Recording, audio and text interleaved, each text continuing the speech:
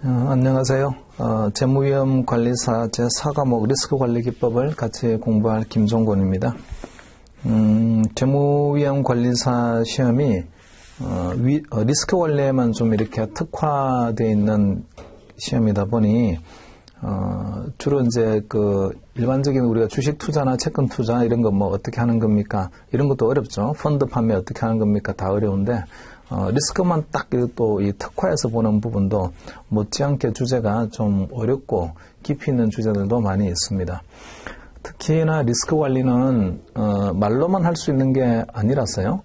전부 다 이제 숫자로 뭔가 바꿔서 숫자로 표현해야 되는 그런 과제가 있고, 그 다음에 또 리스크 관리는 내가 하고 싶다고 해서 하고 하기 싫다고 해서 하지 말아 안 해도 되는 그런 문제가 아니라 반드시 해야 되는 규제도 있습니다. 그래서 좀 법률적 규제와 관련된 이야기라든지, 그 다음에 리스크를 계량화시키기 위한 통계와 관련된 이야기, 그리고 정작 우리가 리스크를 계량화시켜야 될 상대는 개별의 금융 상품들이에요. 그 개별의 금융 상품들이 어떤 위험을, 얼마만큼의 위험을 가지고 있습니까? 라고 계량화를 시켜야 되는데, 그러다 보니 상품에 대한 공부도 많이 필요합니다. 더불어서 리스크를 관리하기 위한 수단으로서 또 어떤 수단들이 있습니까? 이런 수단에 대한 것도 공부가 필요한데, 리스크를 측정을 하고 나면 그게 이제 규제에 의해서 측정을 하든 아니면 어떤 뭐 내부적 목적에 의해서 리스크를 측정을 하든 가지고 있는 리스크를 숫자로 이렇게 측정을 하게 되면 그 측정된 리스크가 우리가 허용할 수 있는 범위를 벗어났다. 이렇게 하면 허용할 수 있는 범위 내로 리스크를 갖다 줄여야 되잖아요. 그렇게 리스크를 줄이려고 하게 되면 도구가 필요합니다. 리스크가 되게 높게 나오게 되면 리스크가 높게 나오는 상품을 버리면 되지. 그런 걸 팔아버리면 되지. 물론 팔 수가 있죠. 하지만 꼭 그렇게 가지고 있는 금융상품을 팔지 못하고 반드시 들고 있어야 되는 경우도 있어요. 그러니까 지금 현재는 조금 얘가 위험해 보이지만 상황이 조금 지나고 나면 상당히 높은 성장의 잠재력이나 또는 수익의 잠재력이 있으니까 우리가 지금 당장 이걸 팔았다가 다시 나중에 도로 사는 건 어려워요. 지금 가지고 있는 걸 그대로 들고는 가야 돼요. 하지만 위험이 너무 커요. 당분간만이라도 위험을 갖다 좀 줄일 수 있는 방법이 없을까? 얘를 팔지 않고. 그러려고 하게 되면 위험을 뭔가 통제하거나 이 위험을 줄일 수 있는, 완화시킬 수 있는 도구가 있으면 되는데 그 도구에 해당되는 것들이 파생상품입니다. 그래서 리스크 관리, 재무위험 관리사 시험은 리스크를 계량화시키기 위한 일단은 통계적 기법에 대한 이해가 필요하고요. 통계에 대한 기본 개념이 일단 있어야 돼요. 그 다음에 두 번째는 규제를 알아야 돼요. 왜 리스크 관리를 하는 거지? 하고 싶어서 할 수도 있지만 규제에 의해서도 해야 되는 경우도 있습니다. 그 규제도 알아야 돼요. 그 다음에 리스크를 관리를 하기 위한 수단에 해당되는 파생 상품도 알아야 되고, 그 다음에 개별의 상품을 갖다가 좀 어떤 식으로 리스크를 측정을 합니까라는 측정에 대한 아주 디테일한 내용들도 알아야 됩니다. 그러다 보니 내용들이 좀 어려워요. 물론 다른 금융제약들도 다 어렵긴 하지만 그 중에서도 이제 저하고 같이 공부해야 될 과목은 제4과목 리스크 관리 기법인데, 비중으로 보면 전체 100문항 중에서 35%를 차지하고 있으니까 비중이 높습니다. 근데 이제 우리가 시험에 합격하려고 하게 되면 전체 점수에서 70점 이상을 받아야 되고, 그리고 과목별로는 과락이 있으면 안 되잖아요. 40점 밑으로 내려가게 되면 이제 과락이니까. 그러니까 40점 이상을 받아야 됩니다. 그러니까 우리가 35문제가 지금 4과목 리스크 관리 기법의 문제인데, 그 중에서 예를 들어서 우리가 과락만 면하자 이렇게 이제 접근을 하게 되면 35문제 중에서 대충 한 14문제 정도 맞추면 됩니다. 35문제 한 40% 정도만 맞으면 되니까. 14문제, 15문제 이렇게 맞으면 과락은 면했어요. 이렇게 됩니다. 그러면 리스크 관리 기법이란 과목에서 과락을 면하면 전체에서 70점을 전체 합쳐가지고 70점 우리는 넘겨야 되는 거니까 리스크 관리는 겨우 40점 받았어요.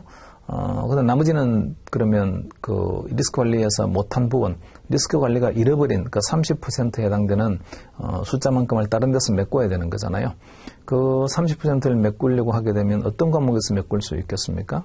우리 페이지 자격시험 안내라는 페이지가 있는데 거기 보면은 1과목, 2과목, 3과목, 4과목 이렇게 있어요. 어디서 이걸 메꿀 수 있을까요?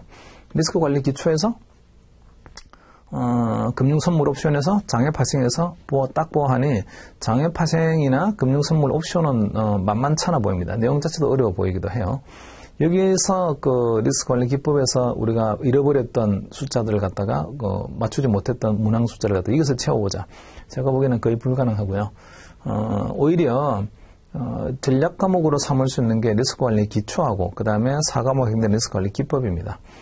리스크관리 기초는 조금 우리가 그 생소한 통계학적인 개념들이 있긴 있지만 그 통계학은 뭐 9문제밖에 안 되고 그리고 그 9문제도 아주 어렵게 문제가 나오지도 않아요. 그러니까 통계학 자체는 어렵지만 시험은 그다지 어렵지 않다. 그래서 이 1과목에 해당되는 리스크관리 기초만 좀 이렇게 여기서 점수를 좀 잘 받자. 70% 이상을 여기서는 무조건 맞자. 그 다음에 2과목이나 3과목에서는 한 50% 정도만이라도 맞자. 절반 정도만 맞자. 그리고 나머지 그러면 그 각각 2과목이나 3과목에서 절반 정도 맞으면 50%밖에 안 맞았으니까 20%를 과목별로 잃어버린 거잖아요. 과목별로 20% 잃어버린 걸 그러면 어디서 메꾸면 될까? 그거 전부 다 리스크관리기법에서 메꿀 수 있습니다. 제가 생각하기에는 그 리스크관리기법 35문제 중에서 조금만 신경을 써서 공부를 하게 되면 30문제는 맞춘다. 이렇게 저는 목표를 삼고 싶고요. 그리고 여러분도 충분히 그렇게 하실 수 있습니다. 때로는 이 공식이 왜 나왔을까라고 되게 이제 열심히 들여다보면서 고민해야 되는 것도 있고 그게 시간적 여유가 있을 때는 공식의 전개 과정을 확실히 내가 이해해서 결론적으로 보면 이와 같은 공식이 나왔군. 그걸 이해하는 게 가장 좋죠. 근데 이제 시간이 촉박해지게 되면 마지막에서는 이제 암기를 하면 됩니다. 암기를 해야 돼요, 그냥. 근데 리스크관리 기법에서 암기를 하는 그 내용이라는 게 그렇게 막 어려워서 그냥 이거 암기를 도저히 못하겠다 이러지는 않으니까 공식 자체는 되게 결과적으로 나오는 공식은 되게 심플해요. 그리고 그 공식이 심플한 만큼 그 공식 자체를 해석하는 것도 그다지는 어렵지는 않습니다. 근데 이제 선물 옵션이나 장외파생은 상품의 구조 자체가 일단 어렵고 그게 너무 용어도 어렵고 다양하게 막 어려워요. 언제 이걸 쓰는 건지도 어렵고 어떻게 써야 되는지도 어렵고 뭐 이러니까 좀 2과목이나 3과목은 과목이 가지고 있는 그 어려운 정도의 다양성이 굉장히 다양합니다. 이것도 어렵고 저것도 어렵고 막 어려워 이래요. 근데 리스크관리 기법은 공식만 조금 처음에 잘 이해가 안 되고 약간 어려울 뿐이지 그 공식만 잘 이해하게 되면 그다음부터는 뭐 크게 어려운 게 별로 많이 없어요. 그래서 자 이거 리스크관리 기법은 효자 과목이다 이렇게 생각을 하고 35문제 중에서 적어도 30문제는 맞추자라고 생각을 하고 같이 공부를 해보겠습니다. 그 자격시험 안내 페이지에서 제4과목 리스크관리 기법에서 다루는 주제들 한번 볼까요? 시장 리스크 관리 15문제가 나오고 신용 리스크 관리 12문제, 기타 리스크 관리 5, 그 다음에 리스크 관리 사례 분석 3문제 나옵니다. 자, 저는 기타 리스크 관리하고 리스크 관리 사례 분석 8문제는 무조건 다 맞추자. 이런 생각이고요. 다 맞을 수 있어요. 그리고 이건 다 암기라서. 암기하면 돼요. 그냥 몇 개, 주제도 많지도 않습니다. 그러니까 몇 개 안 되는 주제를 암기만 하게 되면 8문제 다 맞출 수 있어요. 그 다음에 신용 리스크는 범위가 굉장히 브라이어트합니다. 다양해요. 신용 리스크는 정말 공부할 내용들이 아주 많아요. 그래서 신용 리스크가 조금 도전적인데 12문제가 있는데 그중에서 한 2문제 정도는 그냥 뭐 실수로 좀 틀려주고 10문제는 맞추자. 그리고 시장 리스크 관리가 모두 15문제죠. 비중이 제일 큽니다. 시장 리스크 관리는 그런데 좋은 점이요. 밸류 리스크라는 계량화 척도가 딱 하나밖에 없어요. 시장 리스크를 계량화 시켜보자. 어떻게 계량화 시키는 거지? 숫자로 만들어 봐야 돼요. 시장 리스크를 숫자로 표현한 게 밸류 리스크입니다. 이거 하나만 딱 열심히 공부하면 돼요. 그 밸류 리스크의 정의가 뭐고, 그 밸류 리스크를 어떻게 계산하는 건지, 그리고 각각의 상품, 주식이나 채권이나 외화 포지션이나 파생 상품의 밸류 리스크는 어떻게 계산하는 건지, 이런 계산하는 방식만 좀 잘 알게 되면 그 다음에는요 그냥 문제 푸는 거는 아주 심플하고 쉽습니다. 계산 방식만 잘 이해하시면 돼요. 그 공식인데 공식들을 처음에 통계적 개념이 없이 시작하게 되면 약간 어려울 수 있겠습니다만 일단은 저랑 같이 이제 이 리스크 관리 기법을 공부할 때는 기본적인 통계 개념이 아직 없다라고 생각을 하고 그냥 통계도 처음 하는 것처럼 해서 강의를 좀 진행하도록 할게요. 그래서 시장 리스크 관리에서는 모두 15문제인데 여기서 한 2문제, 3문제 정도를 틀리자. 그렇게만 해도 제가 보기에는 한 30문제 가까이는 다 맞출 수가 있어요. 자, 충분히 맞출 수 있으니까 그렇게 자신감을 가지고 시작을 합시다. 리스크 관리 기법이요. 먼저 이제 시장 리스크 관리부터 시작인데, 시장 리스크 관리 문제 모두 15문제예요. 비중 되게 높습니다. 장애 파생 상품이 모두 15문제인데 3과목이 4과목에서 리스크 관리 기법 하나만 해도 15문제입니다. 그래서 그 장애 파생 상품에 올인을 해서 공부해서 15문제를 맞추자. 사실은 그게 잘 안 되는데, 시장 리스크 관리는 주제가 딱 밸류 리스크라는 거 하나밖에 없으니까 이 주제 하나만 물고 늘어지게 되면 아무리 못 맞춰도 12문제, 13문제를 맞출 수 있다. 저는 그렇게 자신합니다. 자, 컨텐츠 목차 한번 볼게요. 시장 리스크 관리 챕터 1부터 시작을 해서 쭉 뒤에 가게 되면 챕터 8까지 나와 있습니다. 그 시장 리스크 관리 챕터 1에 해당되는 게 밸류 리스크의 소개입니다. 그러니까 우리가 이제 시장 리스크를 계량화 시킬 텐데, 그 계량화 시키는 숫자를 어떻게 표현하는 겁니까? 또는 어떻게 계산하는 겁니까? 밸류 리스크라는 척도 하나로 딱 계산할 거예요. 처음부터 끝까지 다 밸류 리스크 이야기입니다. 챕터 1에서는 밸류 리스크를 소개를 하고, 그 다음에 챕터 2에서는 그 밸류 리스크를 계산하려면 기본적인 통계 지식이 조금 있어야 돼요. 이 통계하니까 또 어려워 보입니다. 근데 혹시 여러분 그 들어보신 적이 있는지 모르겠어요. 평균이란 말 들어보셨나요? 평균. 다 들어봤죠? 표준 편차. 이게 좀 어려워요. 근데 평균에서 표준 편차를 오는 순간 조금 어려워 보입니다. 근데 그것도 좀 시각화시켜서 표현을 하게 되면 표준 편차도 그렇게 어려운 개념이 아니에요. 수식으로 보게 되면 되게 어려워 보이는데 뭔가 시각화시켜 보게 되면 이거 이런 개념이군. 되게 간단한 개념이에요. 자, 밸류 리스크를 계산하려면 평균과 표준 편차, 그 다음에 공분산, 이 세 가지만 알게 되면 끝입니다. 통계 개념에서 필요한 건 딱 세 개밖에 없어요. 그러니까 그 세 개만 좀 잘 이해하시게 되면 밸류 리스크를 계산하는 데는 아무런 문제가 없이 할 수 있습니다. 마치 수학을 정말 잘하려고 하게 되면 뭘 잘하면 됩니까? 수학을 정말 잘하려고 하게 되면 더하기 빼기 곱하기 나누기 4개 잘하면 됩니다. 더하기 빼기 곱하기 나누기를 벗어나는 수학은 하나도 없어요. 그 더하기 빼기 곱하기 나누기를 어떻게 표현할까의 문제죠. 적분 인테그럴 표시하게 되면 더하는 거를 무한히 잘게 쪼개서 더한다 이런 뜻이고, 시그마로 표시하게 되면 정수로 되어 있는 걸 갖다가 하나씩 정수를 더한다 이런 뜻이고, 다 더한다는 뜻입니다. 파이 곱한다는 뜻이고, 이렇게 우리가 다 했잖아요. 더하거나 곱하거나 다 이러는 거를 더하기 빼기 곱하기 나누기를 조금 어려운 공식으로 자꾸 이제 표현이 되어 있을 뿐이죠.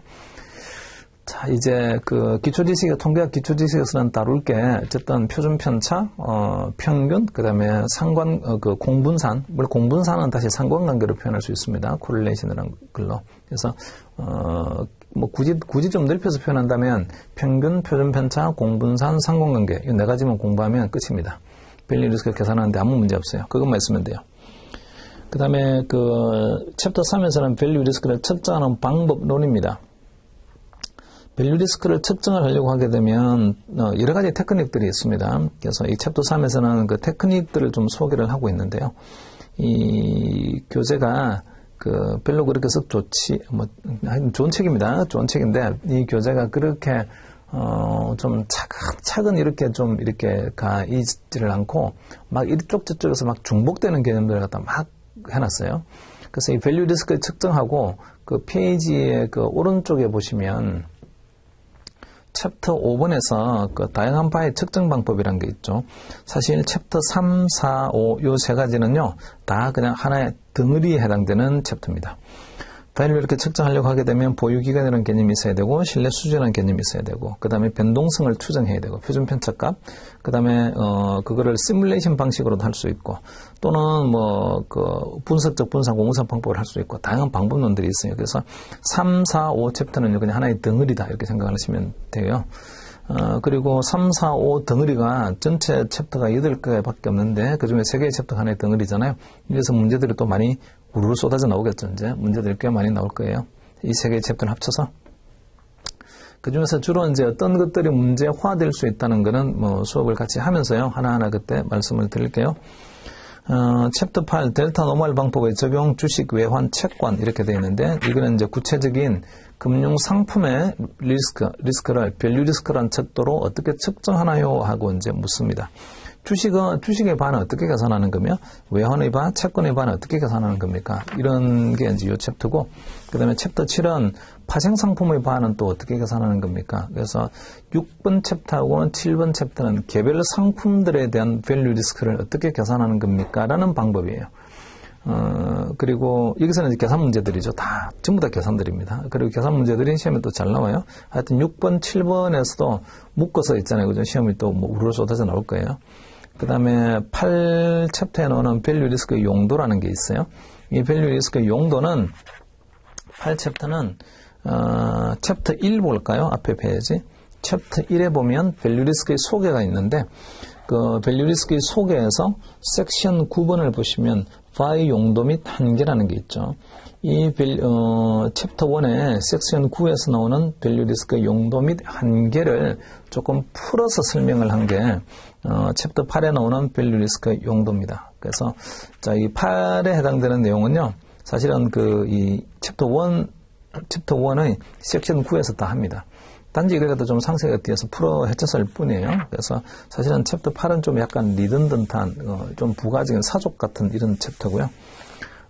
전체적인 그 구조를 본다면 밸류 리스크는 말 그대로 이제 인트로덕션이라서 앞으로 밸류 리스크 이런 걸 공부할 텐데 금융기관이 가지고 있는 위험의 종류는 어떤 것들이 있고 전통적인 위험 측정은 뭘 가지고 했고 그 다음에 왜 밸류 리스크가 필요한 건지 이런 이야기를 이제 할 거고 그 다음 밸류 리스크를 이제 공부하려면은 기초지식으로 기본 통계학은 알아야 되니까 통계, 평균과 표준 편차, 공분산, 코릴레이션 이 개념을 갖다 같이 한번 여기서 볼 거고요.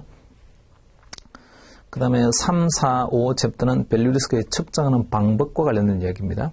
밸류 리스크 측정하기 위해서는 뭐 여러 가지 테크닉들이 있어요. 그 테크닉들을 갖다 여기서 좀 설명을 하고 그러면 구체적으로 계산은 언제 하나요? 계산은 챕터 6과 7에서 계산을 합니다. 그래서 뭐 이거는 덩어리로 본다면 인트로덕션 챕터 1은 그냥 인트로덕션이니까 이건 좀 날리고 챕터 2도 보게 되면 기본 통계 이야기라서 이것도 좀 날리고 사실은 우리 과목 1과목에서 금융통계학이라는 과목이 있어요. 그 금융통계학이라는 과목에서 다루었던 내용들이 기초지식에서 나옵니다. 챕터 2. 그러니까 챕터 1과 2는 그 시험에 나올 만한 주제들이 그렇게 많지 않고 시험에 나온다라면 3, 4, 5, 6, 7 여기서 시험에 나오겠네요. 주로 거기서 뭐 다 쏟아져 나올 거예요. 자, 뭐 좀 어려웠거나 그 다음에 중요하거나 시험에 나올 가능성이 되게 높은 것들은 나중에 그때 말씀을 드리겠습니다. 밑줄 그으세요, 별표하세요 이렇게 제가 말씀을 드릴 거예요. 자, 넘어가서 한번 또 볼까요? 내용을 한번 보도록 합시다. 시장 리스크 관리. 챕터 1 밸류 리스크의 소개 페이지 2페이지인데요. 자, 미리 시작을 하기 전에 한 가지 당부를 드리겠습니다. 지금 우리가 공부하는 재무위험관리사는 학교에서 뭐 어떤 전공하고 그나마 잘 매치가 될까요? 이렇게 이제 만약에 어떤 전공을 한 분들이 이 시험에 조금은 그래도 유리할까요? 이렇게 보면 통계 이런 이야기가 많이 나오니까 통계학을 한 사람 유리하겠군. 물론 통계학 사람 유리해요. 그리고 경영학과에서 재무관리 이런 걸 공부한 사람 유리하겠고, 물론 유리한 면이 있습니다. 근데 이제 가장 그래도 좀 잘 맞는 경우는 금융공학을 한 사람들한테는 잘 맞습니다. 근데 이제 금융공학을 하는 전공이 별로 학교가 많지도 않을 뿐만 아니라 금융공학을 전공한 사람조차도 많지가 않아요. 그래서 우리는 다 금융공학을 전공 안 한 사람들입니다. 그러다 보니, 여기 이제 전개되는 내용 중에 뭔가 수식으로 증명을 하거나, 또는 공식이 유도가 되거나 이런 것들이 있어요. 근데 그 중에서도 보면 조금 필요 없는 것들도 있습니다. 구체적으로 안에 파고들지 않아도 그냥 이건 결론에 해당되는 이야기만 좀 정확히 이해하면 되는 건데 왜 유도 과정까지는 전혀 필요 없는 것도 있어요. 그런데도 불구하고 조금은 상세하게 돼 있는 그런 내용도 있고 수식들이 또 어떤 수식은 보게 되면 이거 이렇게 표현하게 되면 정말 이해가 안 되겠군. 근데 왜 이렇게 표현했을까? 좀 쉽게 할 수 있음에도 불구하고 어렵게 표현되어 있는 수식도 있고 또 어떤 수식들은 보게 되면 이건 내용이 좀 필요한데 이런 과정이 있으니까 이렇게 나왔다는 설명이 있어야 되는데 왜 그런 설명이 없지? 그런 것들이 또 설명하지 않고 넘어가는 부분도 있습니다. 그런 것들을 학부에서 이제 금융공학 같은 거를 예컨대 전공을 하신 분들은 이거 뭐 당연히 이렇게 되는 거야 라고 이제 금방 이해가 될 텐데 우리는 그런 게 아니라고요. 그래서 진도가 나가는 도중에 아주 좀 뎁스 있게 깊이 있게 증명을 해야 되는 경우 필요한 경우에는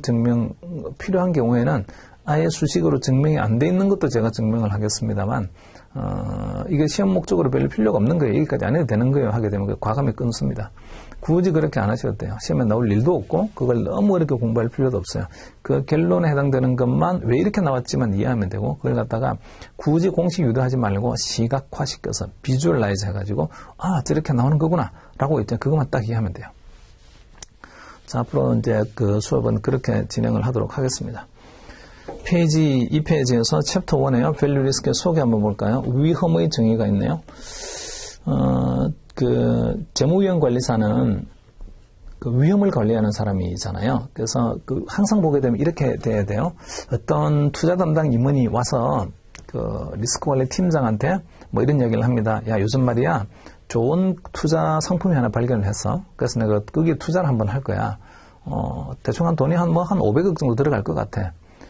그리고 한 1년 정도 가지고 있을까 생각해. 그 투자 포지션을.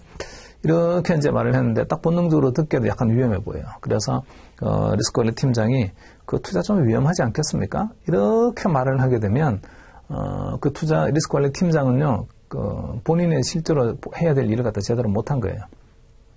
아니, 위험하다고 말했으니까 제대로 말한 거잖아. 아닙니다. 그 위험하다는 말은 누구나 할 수 있습니다. 그러니까 누가 듣더라도 좀 불안해 보이고 위험해 보여요. 그러면 누구나 다 위험하다고 말할 수 있다고요. 그 투자 담당 임원의 이 아들이 예컨대 초등학생이라고 합시다. 그 초등학생도 아빠가 너무 위험한 것 같지 않아? 이렇게 말할 수 있다고요. 자, 이제 진정한 리스크 관리자는 그 위험을 숫자로 계량을 시켜야 됩니다. 그 위험을 가시적인 숫자로 이렇게 보여줘야 돼요. 자, 그래서 위험은, 이게 이제 어려운 말을 좀 쓰긴 했는데, 미래 수익의 불확실성 또는 기대하지 않은 결과의 변동성 또는 불확실성의 노출로 정의된다. 다양한 표현이 있죠, 이제. 미래에 뭐가 될지 모르는 불확실성을 가지고 있다. 이런 것도 이제 위험하다라고 하고, 그 다음에 기대하지 않은 결과의 변동성. 참, 이게 그냥 영어를 우리말로 해석하다 보니까 이렇게 그대로 되어 있어요.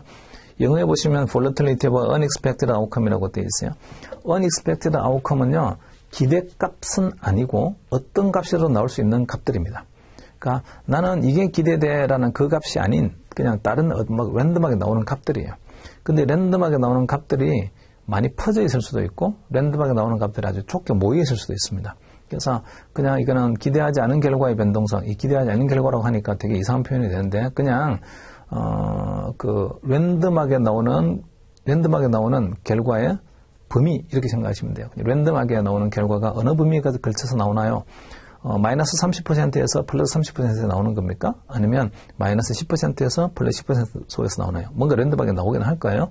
그 퍼져 있는 범위의 정도가 어느 정도인지가 그게 위험이다 이렇게 말할 수가 있고 또 불확실성의 노출 이렇게도 표현할 수 있습니다. 자, 그리고 저 밑으로 내려가서 그 한편 위험을 불확실성과 구분하여 정의하기도 한다라고 되어 있는데 이때 위험은 알려진 분포로부터 발생 가능한 극단적 손실 크기를 불확실성은 알려지지 않은 분포로부터 발생 가능한 극단적 손실 크기를 뜻한다. 이것도 또 말이 어려워요.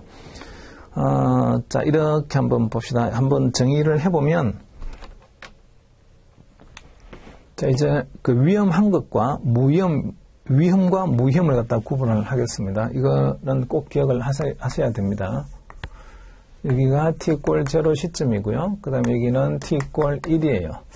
이 기간 동안에 제가 어떤 그 포지션을 가지고 투자를 하고 있습니다. 이게 나의 투자 기간이에요. 투자 기간.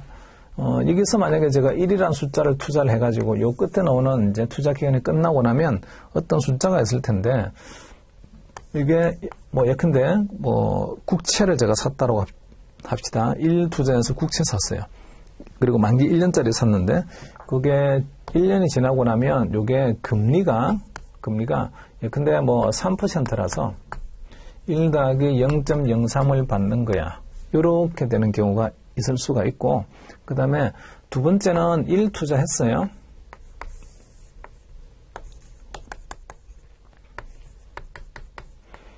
같은 투자 기간인데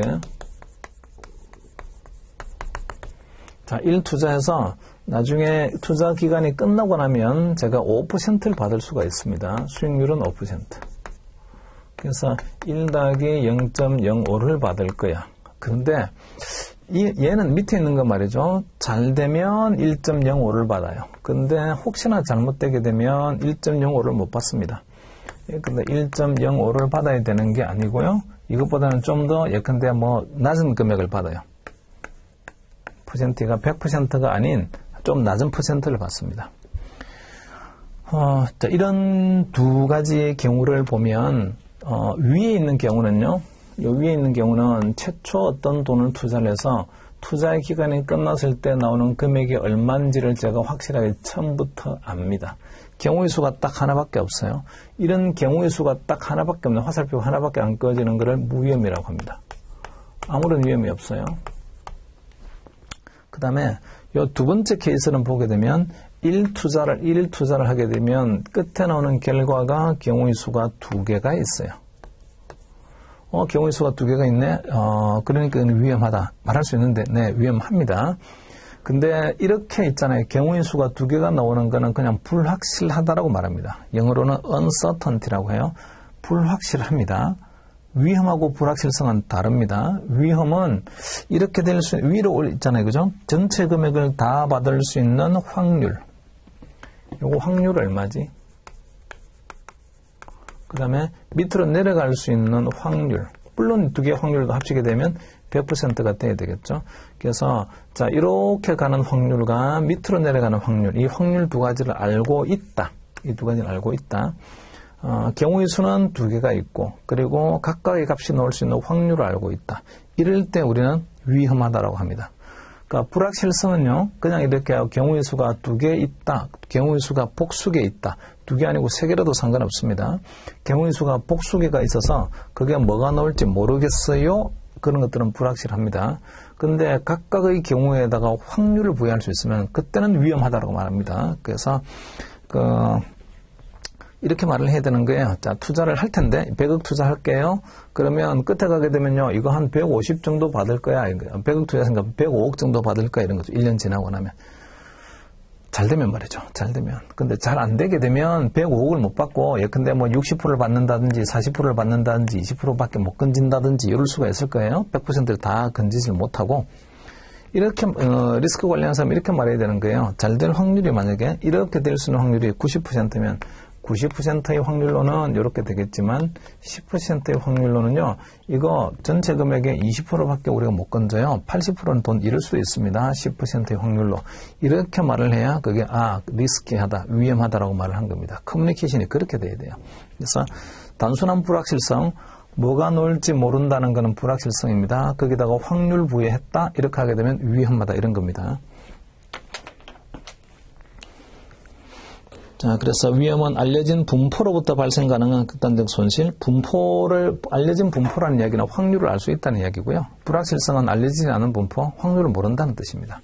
그러니까 단지 이제 뭐가 나올지 모르겠다? 이런 것들은 불확실성이고, 그 다음에, 뭐가 나올지 모르는데, 어쨌든 뭐가 나올지 모르는 각각의 경우에다가 우리가 확률을 부여할 수 있으면 그때는 위험입니다. 자, 그리고 페이지를 오른쪽 3페이지에서요. 두 번째 문단에서 시장위험과 신용위험은 금융기관이 수익을 올리기 위해 직접적으로 또는 1차적으로 부담해야 하는 위험입니다. 그러니까 시장위험이라는 것은 그 주식이나 채권 또는 외화라든지 또는 원자재 이런 걸 투자하고 있으면 시장에서 그 가격들이 바뀌어요. 시장에서 어떤 가격들이 바뀜으로써 제가 손실을 입을 수 있는 위험을 시장위험이라고 합니다. 주식도 그렇고 부동산도 그렇고 다 시장에서 가격이 바뀌죠. 그 시장에 가서 가격이 바뀜으로 인해서 제가 손실을 입을 수 있는 위험이 그 시장 위험이에요. 금융기관들은 주식 들고 있죠. 채권 들고 있습니다. 외화도 들고 있고요. 커머디티 원자재 투자도 합니다. 자, 이런 류의 상품들을 금융상품들을 많이 가지고 있다 보니까 시장에서 그 금융상품이 가격이 왔다 갔다 하게 되면 이익도 볼 수 있지만 손해도 볼 수 있어요. 그런 위험을 시장 위험이라고 하고요. 신용위험은 아주 대표적인 게 대출입니다. 대출을 해주게 되면 남의 돈을 갚아야 되는데 빌려간 사람이 그 돈을 이제 못 갚게 되게 되면 그러면 신용 손실이 발생을 하죠. 신용 손실이 발생할 수 있는 가능성을 안고서 우리는요 상대방한테 돈을 빌려줍니다.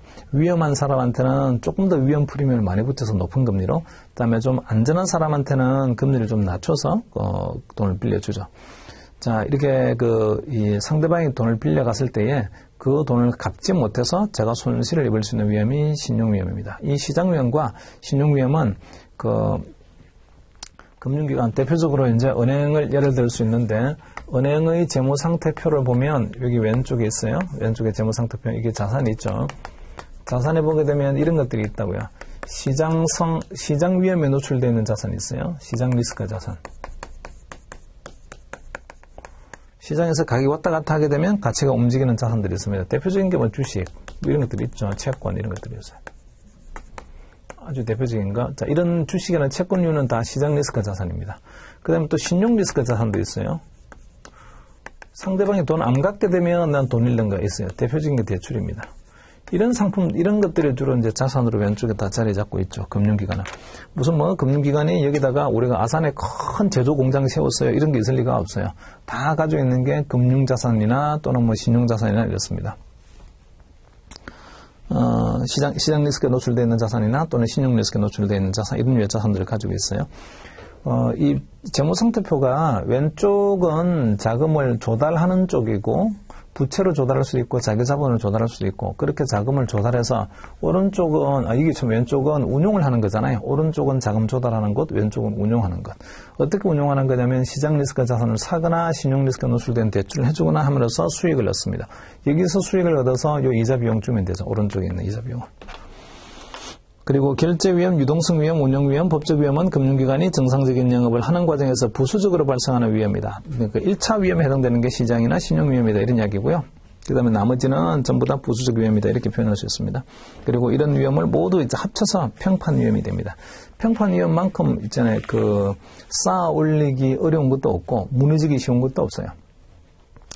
고객의 신뢰로부터 저 회사는 정말 좋은 회사, 이렇게 평판을 쌓기까지는 정말 오랜 시간이 걸립니다. 평판이 무너지는 것은 순간이에요. 뉴스 한번 넣으면 완전 평판 다 무너집니다. 그래서 평판 위험이 아주 관리를 해야 되는, 특히나 금융기관 입장에서는 요주의에 해당되는 그런 위험이에요. 그리고 마지막 밑에 세 번째 문장 보시면, 은행이나 증권회사 등 주요 금융기관은 시장위험, 신용위험, 운영위험을 계량화하여 금융기관의 총위험을 산정하고 있으며 이때 총위험은 자기자본 또는 영업용 순자본 대비 일정 수준 이하로 관리하고 있다. 자, 이거는 이제 앞으로 좀 구분을 해서 보셔야 되는데, 재무상태표. 혹시나 이게 이제 수업 들으시는 분들이 금융기관 다니시는 분들, 재무제표에 되게 많이 익숙한 분들 계실 텐데, 여기 자산이 있고요. 여기 부채가 있고, 그 다음에 여기 자본이 있잖아요. 재무상태표 보게 되면, 리스크 관리자는 이 자본을 볼 때는요, 어떤 눈으로 자본을 보는 거냐면, 이 회사가 가지고 있는 위험을 감당할 만큼 충분한 자본을 가지고 있나, 이렇게 봅니다. 그래서 항상 이제 좀 눈에다가 뭘 끼고 있다고 봐야 되냐면, 눈에다 콩깍지 낀 건 아니고, 뭔가 이 리스크를 바라보는 색안경 같은 걸 갖다 끼고 이렇게 봐야 돼요. 색안경 딱 끼고 보는 순간, 자산을 쫙 보는 순간 스스로 이제 정리가 됩니다. 위로는 시장 리스크 자산이 올라가고, 밑으로는 신용 리스크 자산이 내려와요. 그리고 각각의 시장 리스크 자산이나 신용 리스크 자산을 가지고 있음으로써 만약에 손실이 발생하게 되면 우리는 뭘로 커버해야 될 거냐면 가지고 있는 자기 자본으로 커버를 해야 돼요. 그 자기 자본이 그러면 충분히 시장 리스크나 신용 리스크를 커버할 만큼의 자기 자본을 가지고 있나? 이렇게 이제 봐야 되고, 더불어서 이게 또 보이지 않는 꿰뚫어 봐야 되는 게 하나 있습니다. 운영 리스크라는 게 있어요. 운영 리스크. 운영 리스크는 종업원이 뭔가를 실수를 하거나 또는 배임 횡령을 하거나 또는 외부로부터의 무슨 사이버 테러를 당하거나 또는 소송을 당하거나 이렇게 해서 생각지 못하게 손해를 입을 수 있는 위험들입니다. 그러니까 사람과 관련된 위험, 제일 위험하죠. 이제 사람과 관련된 위험. 임직원이라고 믿었는데 보니까 고객 돈을 들고서 도망갔다, 이런 거라든지, 그 다음에 요즘 자주 발생하는 건 중 하나지만 사이버 테러, 해킹 같은 걸 당해가지고 고객 정보가 다 날아갔다든지, 이런 위험이 얼마든지 발생할 수 있죠. 그리고 시장 리스크에서 특히나 파생 상품은 되게 레버리지가 센 상품이니까, 파생 상품을 운용하는 트레이드가 엔트를 잘못 쳐가지고 매수 주문하는 걸 갖다 매도 주문을 해가지고 엄청나게 몇백억의 손해가 난다든지, 이런 류의 위험들은 전부 다 운영 리스크입니다. 눈으로 숫자를 계량하기는 되게 어렵지만 분명히 회사에 숨어져 있는 위험이죠. 그래서 여기는 시장 리스크 하고요. 그 다음에 신용 리스크 하고, 더불어서 보이지 않게 숨어 있는 운영 리스크. 요 세 가지가 금융기관이 관리해야 될 3대 위험이에요. 이 3대 위험에 대해서는요, 충분한 자기 자본을 가지고 이런 위험을 갖다가 우리가 커버할 수 있다라고 있잖아요. 이렇게 돼야 됩니다. 앞으로 이제 자본을 볼 때는 뭘 봐야 되는 거냐면 여기 시장, 신용, 운영 리스크를 커버할 만큼 충분한 자기 자본이 있나요? 이렇게 봐야 돼요. 수업 들으시는 분 중에 이게 좀 비도덕적일 수는 있는데 고스톱을 치잖아요. 고스톱. 저는 뭐 고스톱 원래 타고나기를 도박에는 아주 익숙치를 못해서 고스톱 치게 되면 맨날 찝니다. 그냥 뭐 현금 자동 지급기예요. 제 지갑에 있는 거는 뭐 알아서 그냥 돈 다 가져가면 됩니다. 나중에 끝나고 보게 되면 항상 돈이 남는 게 없어요. 남아있는 돈이 하나도 없어요. 맨날 잃어요, 이제. 뭔가 리스크 관리 시기나 하시는 분이 그러시면 안 되죠. 그러니까 수학이나 뭐 통계학이나 뭐 일을 잘한다는 것과 돈을 번다는 거고는 별개의 문제입니다.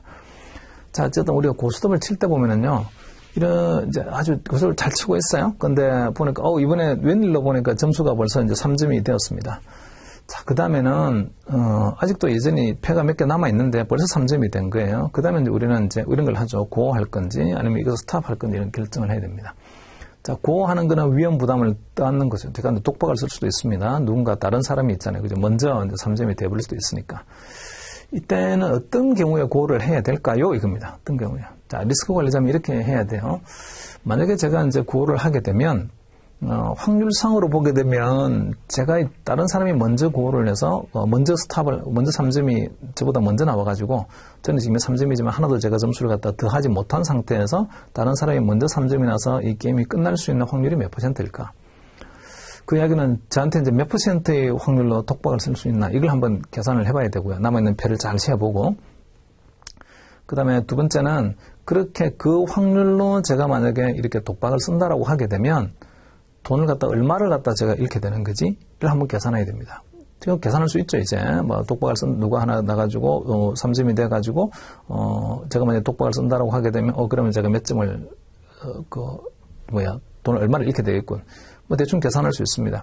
제가 고를 하는 경우에는 언제 고를 해야 되는 거냐면, 제가 아주 낮은 확률이긴 하지만, 독박을 써서, 제가 제 혼자만 손실을 갖다가 당할 만큼, 제 지갑에 충분한 돈이 있을 때는요, 고를 하면 됩니다. 근데 제 지갑에 돈이 그렇게 없어요. 없음에도 불구하고 고를 했다가 만약에 아주 낮은 확률이긴 하지만 다른 사람이 먼저 3점이 되고 제가 이렇게 독박을 쓰게 되게 되면 그때는 저는 파산입니다. 제가 가지고 있는 돈이 없다고요. 그 돈을 해줄 만큼 줄 만큼 있잖아요. 그죠? 돈을 안 가지고 있었어요. 그러면 사람들이 저한테 같이 고스톱을 치는 사람이 뭐라고 이야기를 하겠습니까? 돈도 없으면서 고를 불렀냐? 뭐 이럴 거 아니에요, 이제. 금융기관은 평판 위험이 제일 무서워요.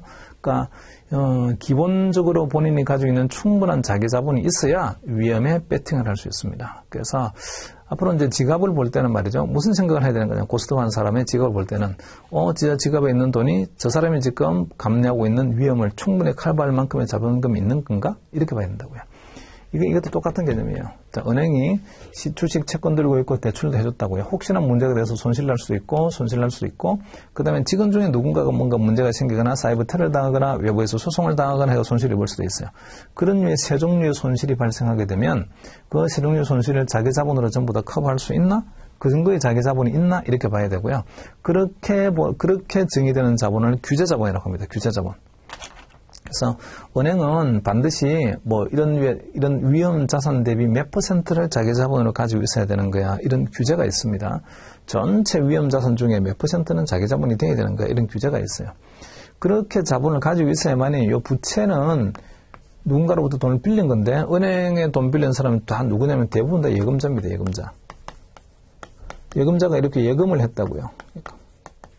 근데 이렇게 예금자들로 받은 돈을 가지고 이런 주식 채권 사고 대출도 해주고 이러다가 손에 와장창 났고 거기다 직원이 또 몇 명이 돈을 달고서 날려버렸고 이렇게 하게 되면요 자기 자본 다 까먹었고 우리 예금자들한테 미안하지만 우리가 주식해서 망했고요 대출해가지고 다 파산했고요 직원 중 몇 명은 그냥 고객님들 돈 가지고 날라버렸어요. 저희는 책임 없으니까 아무것도 못합니다. 이럴 수 없잖아요. 그러니까 여기 자기 자본은 이런 위험을 충분히 커버할 만큼 있어야만이 예금자한테 예금을 돌려주게 됩니다. 그래서 금융기관 아주 강력한 그런 자본에 대한 규제가 있고요. 앞으로 자본을 볼 때는 색안경을 끼고 봐야 된다고요. 뭔가 안경을 하나 갖고 와야 돼요. 딱 갖고 와서 리스크라는 안경을 가지고 그 안경을 딱 보는 순간 자산이 이렇게 배열을 다시 합니다. 얘는 시장 리스크 자산으로 올라가고 신용 리스크 자산 밑에 내려오고 얘가 얼마만큼 위험이 있는 거지 얘가 얼마만큼 위험이 있는 거지 자동으로 계산이 돼야 되고 그걸 더해서 이게 자기 자본하고 충분한가 그리고 숨겨져 있는 운영 리스크에 대해서는 얼마만큼 자기 자본 가지고 있어야 되는 거지 그걸 합쳐서 자기 자본이 충분한가 그렇게 봐야 돼요. 자, 그게 규제 자본이고요. 규제 자본은 나중에 뒤에서 이제 하나하나씩 이런 거에 대해서, 이런 거에 대해서 하나하나씩 이야기가 나오겠습니다. 자, 페이지 4페이지를 하기 전에 잠깐 쉬겠습니다.